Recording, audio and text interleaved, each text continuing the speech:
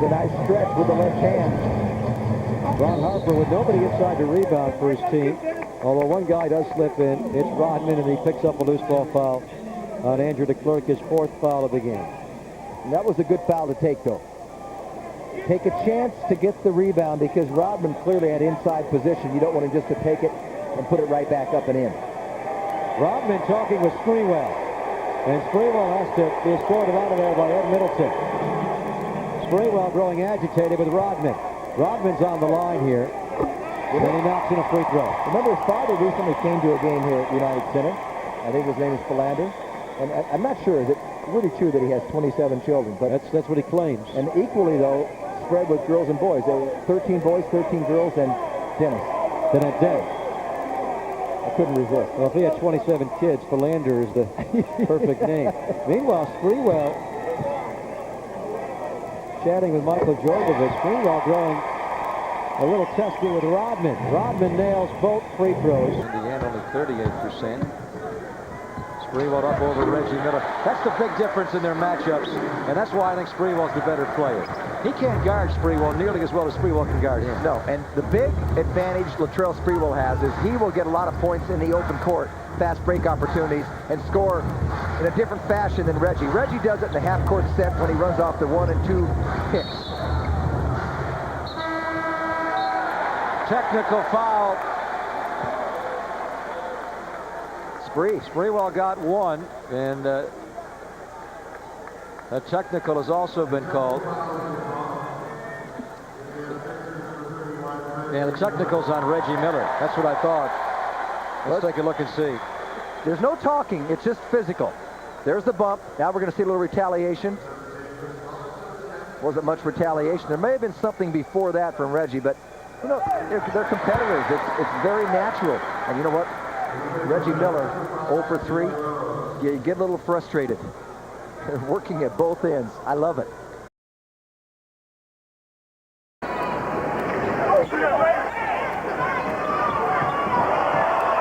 Sprewell knocks Mayberry to the floor. Pardon me, I think it's George Lynch. George Lynch is down, still not up.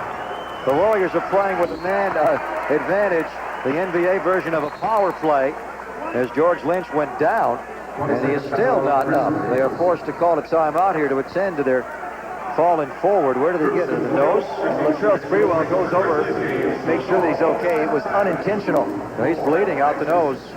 It was the elbow. The left elbow just came right into the face of George Lynch. But you know what? If you're controlling the basketball, you've got to protect the basketball. And you can get crowded and squeezed like that. Well, you're not going to bring your elbows in and expose the ball. That is a natural move. And really, quite frankly, if you stick your nose in there like that, those things are going to happen. Little bloodied. George Lynch will head back into the Vancouver locker room, escorted by trainer Troy Wenzel. He'll have to make a player change.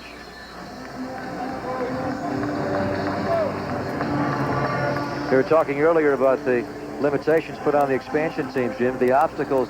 With this win, the Warriors now 13-20 overall. On the road, they're 5-10. Sprewell with the exclamation points. On the sprint up the floor, and watch the heads come together.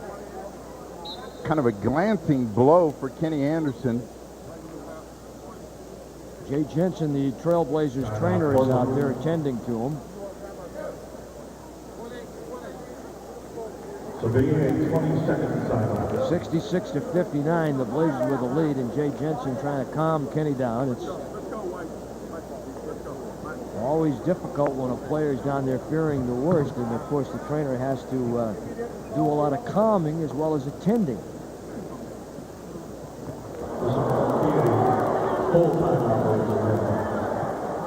I caught an elbow. That's what it was. A solid shot right on the jaw from the forearm of the play, and it was a quick hit. It was almost a delayed knockout by Latrell Sprewell. So we'll take the time. Blazer lead 7. 9-18 to play in the third. Again, now watch Sprewell switch hands, and then with the right elbow, boom. Is that intentional? I don't think so. He switched hands and then moved the right elbow right at Kenny Anderson. And he won't be eating any peanut brittle tonight. AT&T Wireless, they come at you with the scores and all the numbers, and you can see the point guard comparison. And in all fairness, Kenny didn't play the first quarter, so Price with the advantage over him. Second year from Maryland. He's real active, Jim. He can be, at times, a very strong offensive rebounder. Johnny Newman tracks down the miss. Under the 10-minute mark of the second quarter, the Bucks up by 4. They've led by as many as 14. Whistle on the shot. Sean Corbin says no. So a 3 is taken away on a foul called against Johnny Newman off the ball. Wow. And now Sprewell is in the face of Newman. They were jawing at each other. Technicals charged to Sprewell and Newman by Sean Corbin. Well, why doesn't Corbin give it to Sprewell, who came up and initiated the comment to Newman in front of that official? Johnny was merely talking to the official. Right. Sprewell gets into the act, and Johnny gets a technical out of it. Free look as Johnny Newman comes inside. They don't like that push right there with Sprewell. That's why Sprewell came back to say something to Newman as he was addressing the official. Long rebound off the long shot. Sprewell shortens. Jam it home. Other than Grant Hill, Latrell Sprewell from Washington High School, right here in Milwaukee. right down the funnel. When that timeout was called. So John Starks hit with the tee.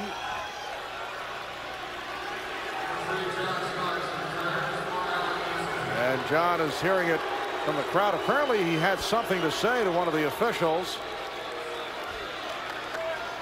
And now an animated discussion between Latrell Sprewell and Charles Oakley. Starks also involved in the conversation. Does not look to be a friendly conversation between Starks and Sprewell. What's known as a gab fest during the action. Right. Just under 4 minutes remaining in this third quarter. Sprewell for 3. Oh, and he is in the face of John Starks. That's becoming taunting. And he is hit with a technical. Latrell Sprewell taunting Starks, and a technical foul call.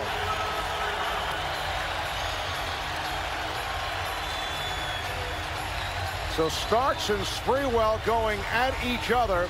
A moment ago, Starks hit with the technical, and now Sprewell is the follow-up to the three-pointer. So Charles Oakley goes to the line. He'll shoot the tee. Well, one of the things that Jeff Van Gundy can't be happy about is his team on defense is not staying home. That statement referring to jump shooting potential by Golden State. The Knicks are leaving men wide open, jump shooters.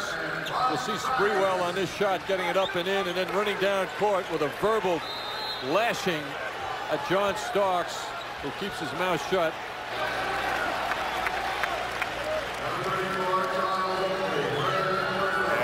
Joe Smith to the line.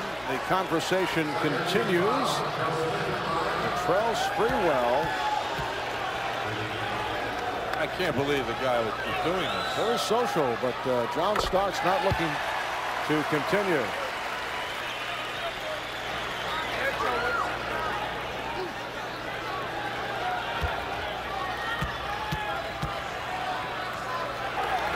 Meanwhile, the Knicks keep going to Ewing, and it's working. Knicks are now down by 2. Marshall played by Johnson. And away from the ball, an offensive foul. Felton Spencer lined up John Starks, and the Knicks did not appreciate it. Oh, Larry Johnson very upset. Larry Johnson is particularly upset, and he is being calmed down by Charles Oakley and Patrick Ewing. He's okay, though. He's cooled off. Meanwhile, Sprewell is on the verge of being thrown out of the game. I mean, the guy just doesn't shut up. And Joe Smith, of course, is right there supporting him. Well, the officials talking it over. A technical foul call, along with the offensive foul on Spencer, who now has 5. Mike Callahan and Dick Pavetta over at the official scorer. Could be a double technical. Let's see.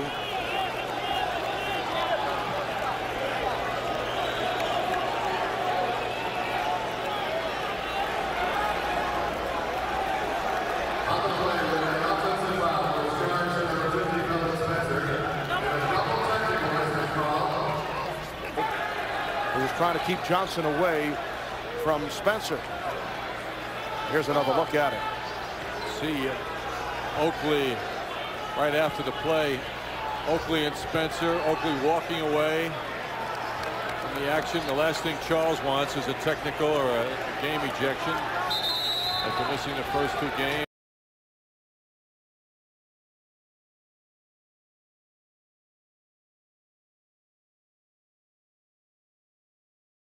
Once or 2 more times, they should hold off the Sixers and win this game. Sprewell a quick 3, and he nailed it. Shot clock at 12, and he bombed it. He knew he had it. For Sprewell, his 4th 3 of the game. The Warriors have made 9 3-pointers tonight. That means they had to play the Boston Celtics, the defending champions, 9 times. I was with the Celtics. We won 60 games that year. So the Sixers won 68 games playing against teams like the Boston Celtics, teams like the New York Knickerbockers, the Los Angeles Lakers, who were very strong in those days. So those 68 wins meant a lot. It wasn't against It was Hardaway guarding Latrell Sprewell. So far in the game, the Warriors have put Mark Price on Latrell Sprewell. That may change, though, because Hardaway clearly has the quickness off the dribble to beat Price. What if Hardaway matches up with Sprewell? What if they have a little talking going on? We asked Spree about that before the game. Yeah, I don't think he will. You know, we pretty much squashed everything we had, all the beef we had. So I think we're, you know, when he left, he left on a good note as far as our friendship goes. And you know, I don't think he'll be doing any trash talking. But I know he's going to be pumped up and, you know, want to do well, of course. And you expect that, you know, after he's been traded and things like that. But nothing. I don't think it'll be anything personal towards me. Well, it may not be personal, Jim, but we have seen Tim Hardaway play many basketball games. When he gets on a roll, he likes to tell the opponents that he's on a roll. I think it just comes natural to him to chirp a little bit. He likes to back it up. Point lead and make it 19. Dribble drive, falling on the floor, going after the ball, digging it out. To Robert Horry. And we got, look at these guys. What are they doing?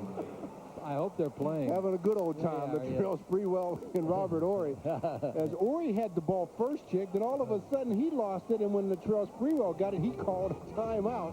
And so it'll go to the possession of the Warriors on the Lakers Basketball Network. To come.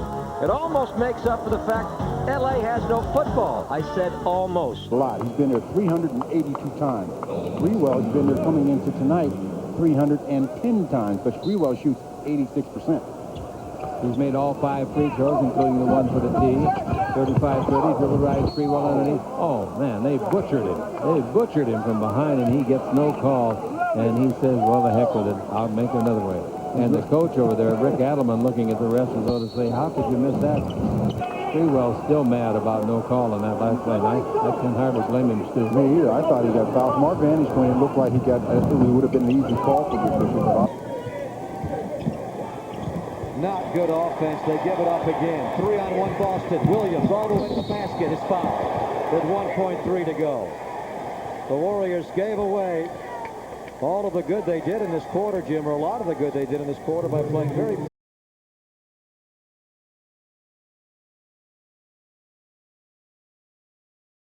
Pick set by Ost, trying to get Mullen off a curl. No pass, though. Sprewell goes up. Very hard shot. Oh, he got fouled. Ryder came right underneath him. Came a little raggy here by everybody, including the referees. Sprewell could have even been hurt on that play because Ryder came underneath him while Spree was in the air. Ryder's going to shoot it every time.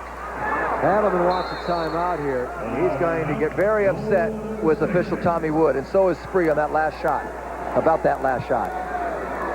Warriors by 12 with 6 minutes to go.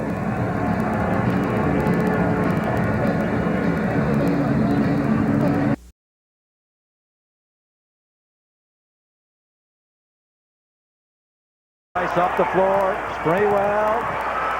Oh, he missed the dunk out of bounds. That'll get him riled up here in Philly. Well, he was all alone. Missed the double clutcher.